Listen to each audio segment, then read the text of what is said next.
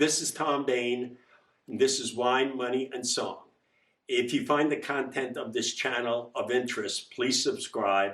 And if you have like-minded friends who are interested in wine, please tell them about it. And in comments, please let us know what subjects you would like us to cover and if there's wines you want us to react to.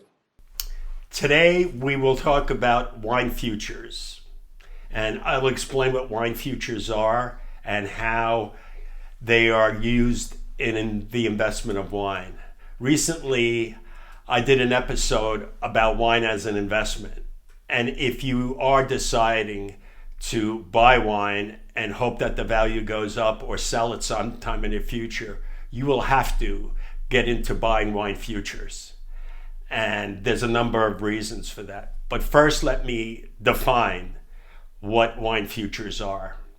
So wine futures are the producers make the wine, put it in the barrels, and before the wine's bottled, they come out with a price that they offer to importers, middlemen, big retailers, negotiants, so forth, down the line, all the middlemen.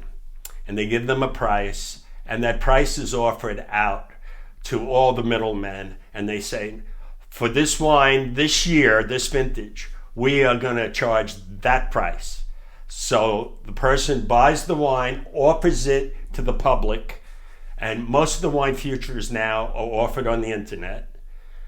Some still advertise in newspapers, but the vast majority is email and just social media. They come out with ads online. So they offer you this wine, and they offer it at a certain price, which if you decide is the right price, you give them the money, and then in a year or two, you receive your wine. Now, does that sound like a good deal? Well, it can be, or maybe not. So again, you are offered the wine at a certain price, and at a certain allotted time, sometimes it's a year, sometimes it's 2 years, the wine is delivered to you at that promised price. Now, will the price be higher? Will it be lower? We will talk about that. But wine futures was offered first by Lehman Brothers, which was the first licensed liquor store and wine store in New York City. And I worked for a person who was the party that decided to do Bordeaux futures. Robert Haas, when he worked at Lehman Brothers, offered Bordeaux futures. And they were the first ones to offer it. And Lehman Brothers later joined together with Sherry, and they became Sherry Lehman. And they became probably the most prestigious wine store in the whole country at one time. So back then, it was never heard of people selling wines for future delivery. But I'm going to get into Bordeaux, and Bordeaux is the main area that offers futures. So I will get into that. So as I said before, Bordeaux is probably 90% of all the futures that are offered. And the reason for that is, besides being the gold standard of wine collectors, Bordeaux makes a lot of wine. Compared to Burgundy, Bordeaux is about 500% larger in production. So most of these Bordeaux's are available. There are some Bordeaux estates that only make 1,000 cases, 2,000 cases, but the first growths like Aubryon, Lafite, they can make 20,000, 25,000 cases of wine a year. So that wine is always out there.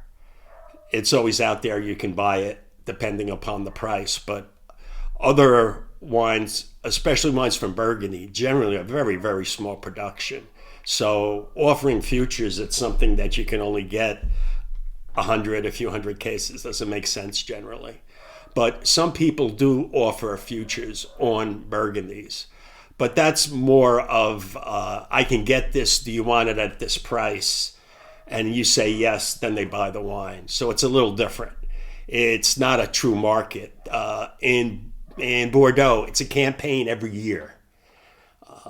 And the present campaign is 2021, and the wines will be delivered 2023. And each year there's a campaign when Bordeaux vintage is made. Everyone goes out to Bordeaux and tastes the wine out of barrel, and they decide, is it a good vintage? Will I sell it as futures? And the wine writers come out, they write up the wines, and the customers read the ratings, read the reviews, and they decide if that price that they're offering is a good price to buy as a future. So why would you buy wine as a future? As I said, you pay for the wine now and you get it in a year or two. Why would you do that? Well, theoretically, you're hoping, first of all, you're assured of getting the wine, because sometimes if a wine is popular and gets a great rating, it runs out and it's very scarce and hard to get. And the most important thing is that if the wine goes up in price, you're assured of that first price. That's why you do it. That's why you do it. And that's why investors do it, because they want to pay that first price and they're hoping for the escalation of prices of going up. So does that happen every year? Well, I'll give you a few examples on futures. And first of all, to highlight my history in futures, besides buying futures for myself, I worked for Chateau Estates, who was the largest buyer, and we offered futures. Most years, most good vintages, we offered futures, and we probably sold 90% of all the futures sold in America for Bordeaux.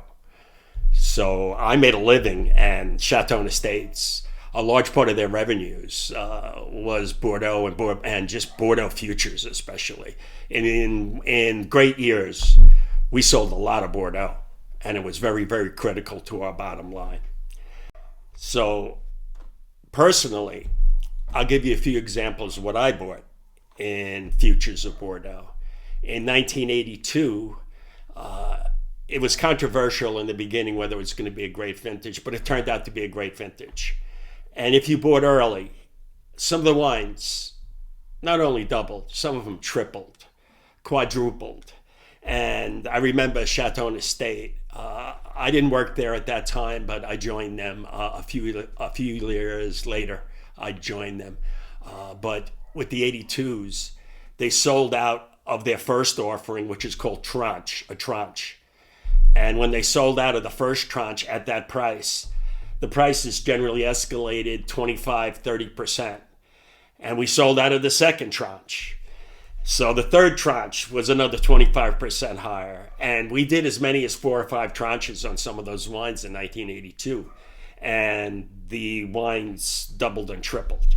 So that's the idea, is to get the cheapest price. I'll give you an example of when it didn't work, where prices went down when you bought futures. 2009 and 2010. The Bordelais decided to get very greedy and they tripled the prices. So if you went out and bought 2009s, most of the wines are still either at the level that they bought it at in 2012, 2013, or it's slightly still below. So you can make an investment of 10 years and make nothing. That's not a good investment, and it's not a good buying decision. So you have to weigh everything. But my first opinion, not tasting the wines yet, 2018, 2019, and 2020 are great vintages. 2021 is not a great vintage. And when you buy vintages that are investable, buy great vintages. Now, some of the wines in 2021 are really going to be nice wines. And if you like them, you taste them, and if you think it's at a reasonable price, you should buy them. But my feeling is right now that 2021s have to be a great value to buy. And to be a great value, I would think that they would have to be 25% lower than 2018s, 19s, and 20s. And I don't think they're going to be that way. So be very careful, but taste the wines. And if you like them and if you think they're worth it, then buy them. But buyer beware with the 2021s. Do your homework with these.